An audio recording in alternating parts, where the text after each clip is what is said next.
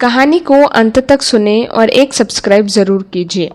यह लॉकर की चाबी किसकी है? मीरा ने अपने पति विक्रम से पूछा। उनके हाथ में एक छोटी सी जंग लगी हुई पीतल की चाबी थी जो उन्हें उनके दादाजी की पुरानी डायरी के आखिरी पन्ने के अंदर छिपी मिली थी। डायरी हाल ही में विक्रम के पिता सुरेश के गुजरने के बाद उनके पुराने सामान को छांटते वक्त मिली थी। विक्रम ने चाबी पर नजर डाली। मुझे नहीं पता, हमारे घर में तो ऐसा कोई लॉकर नहीं है। विक्रम ने दादाजी गोपाल दास एक जाने माने व्यापारी थे जिन्होंने अपनी मेहनत से एक बड़ा कारोबार खड़ा किया था। उनका स्वभाव थोड़ा रहस्यमय था और उन्होंने कभी अपनी निजी जिंदगी के बारे में ज्यादा बातें नहीं की थी। विक्रम और उनके पिता हमेशा से उनके जीवन में कुछ अनछुए पहलुओं को लेकर उत्सुक रहे थे। सुरेश का अचानक निधन परिवार के लिए एक बड़ा सदमा था। अपने पिता की पुरानी चीजों को संभालते वक्त विक्रम को उनकी डायरी मिली थी। डायरी में गोपाल दास की शुरुआती जिंदगी, उनके संघर्ष और उनके व्यापार के बारे में बहुत कुछ लिखा था, लेकिन उनके आखिरी कुछ पन्ने खाली थे सिवाय उस चाबी के जो उसमें छिपी हुई थी। मीरा एक जिज्ञासु स्वभाव की महिला थी। उस अनजान चाबी ने उसके मन में कई सवाल खड़े कर दिए थे। क्या यह किसी बैंक लॉकर की चाबी थी या किसी और गुप्त जगह की, और दादाजी ने इस डायरी में क्यों छुपाया था? अगले दिन विक्रम ने अपने चाचा रमेश को चाबी दिखाई। रमेश गोपाल दास के छोटे बेटे थे और अपने परिवार के बारे में थोड़ी ज्यादा जानकारी रखते थे, लेकिन रमेश भी उस चाबी को पहचान नहीं पाए। मुझे तो याद नहीं थी कि पिताजी के पास ऐसी कोई चाबी थी, रमेश ने कहा। उन्होंने कभी किसी लॉकर के बारे में बात नहीं की। विक्रम और मीरा दोनों उलझन में थे। उन्हें लग रहा था कि यह चाबी गोपाल दास के जीवन के किसी अनकहे रहस्य से जुड़ी हुई है।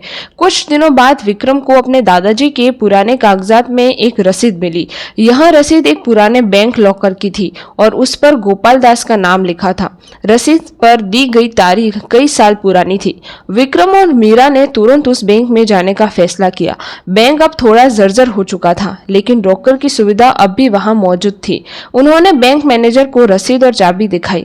मैनेजर ने रिकॉर्ड्स चेक किए और पुष्टि की कि उस नंबर का ऐसा लॉकर गोपाल दास के नाम पर था और अब भी सक्रिय है। विक्रम और मीरा का दिल धड़क रहा था। उस लॉकर में क्या होगा? क्या उसमें गोपाल दास के किसी रहस्य का पर्दाफाश होगा?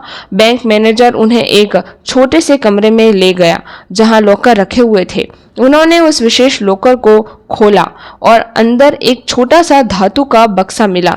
विक्रम ने बक्सा खोला। उसके अंदर कुछ पुरानी तस्वीरें, कुछ कानूनी दस्तावेज और एक छोटी चिट्ठी थी। चिट्ठी एक लिफाफे में बंद थी और उस पर किसी का नाम नहीं लिखा था, सिर्फ तारीख थी 26 जनवरी 1990। विक्रम ने चिट्ठी खोली और पढ़ना शुरू किया। लिखावट उसके दादाजी की थी, लेकिन उसमें एक अजीब सी उदासी और पश्चाताप झलक रहा था। प्रिय, चिट्ठी शुरू होती है, अगर तुम यह चिट्ठी पढ़ रहे हो तो इसका मतलब है कि मैं अब इस दुनिया में नहीं हूँ। मैं तुम्हें एक ऐसा सच बताना चाहता हूँ जिसे मैंने बरसों तक छुपा कर रखा था। यह सच मेरी जिंदगी की सबसे बड़ी भूल थी और इसका बोझ मैंने हमेशा अपने दिल पर महसूस किया। विक्रम और मीरा एक दूसरे को देखकर हैरान थे। यह क्या रहस्य खुलने वाला था? गोपाल दास ने चिट्ठी में बताया कि अपनी युवावस्था में उन्होंने एक बहुत बड़ी गलती की थी। उन्होंने अपने एक करीबी दोस्त के साथ व्यापार में धोखा किया था और उससे बहुत सारा पैसा हड़प लिया था। उस धोखे की वजह से उनके दोस्त का कारोबार बर्बाद हो गया था और यह आर्थिक रूप से बुरी तरह टूट गया था। उस वक्त मैं लालच में अंधा हो गया था। गोपाल दास ने लिखा था, मैंने सोचा कि मैं इस अपराध को छुपा लूंगा और अमीर बन जाऊंगा, लेकिन उस दोस्त की बर्बादी का दर्द मुझे हमेशा कचोटता रहा। चिट्ठी में आगे लिखा था कि गोपाल दास के बाद में अपने किए पर बहुत पछतावा किया था।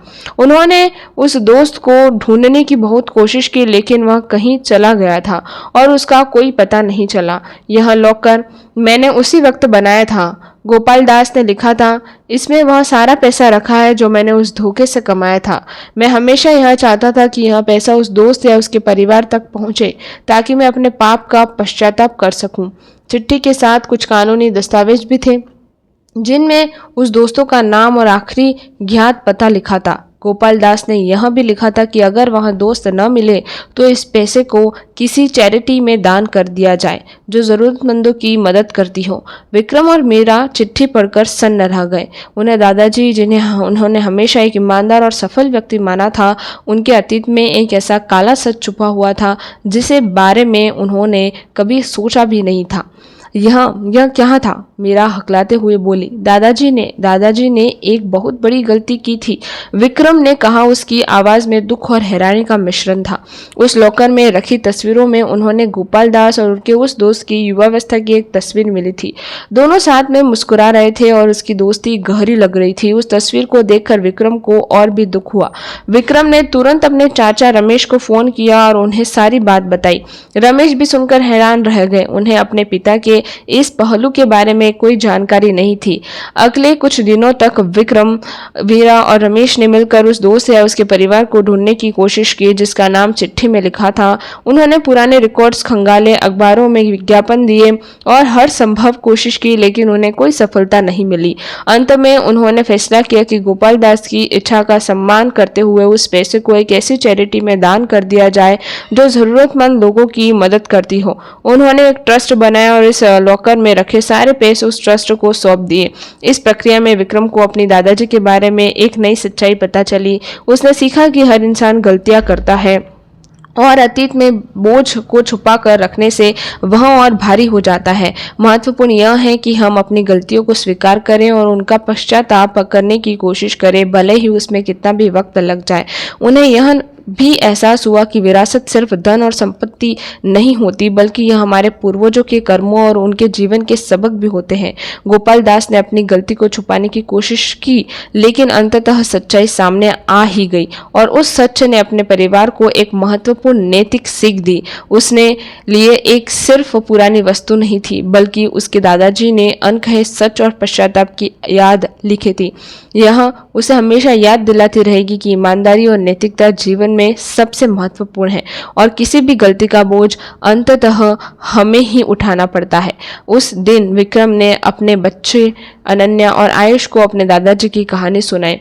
उसने उन्हें बताया कि कैसे उनके दादाजी ने गलती की थी और कैसे उन्होंने उस गलती का पश्चाताप करने की कोशिश की। उसने उन्हें यह भी सिखाया कि जीवन में कभी भी लालच या धोखा रास्ता नहीं चुनना चाहिए। विक्रम को महसूस हुआ कि उस अनजान लॉकर की चाबी ने यह सिर्फ उसके परिवार के रहस्य का पर्दाफाश किया, बल्कि उन्हें एक महत्वपूर्ण नैतिक सबक भी दिया और यही सबक उनकी असली विरासत थी। अगर आपको ये कहानी अच्छी लगी हो और ये बात आपके दिल को छू गई हो तो प्लीज़ एक सब्सक्राइब ज़रूर करिएगा। धन्यवाद।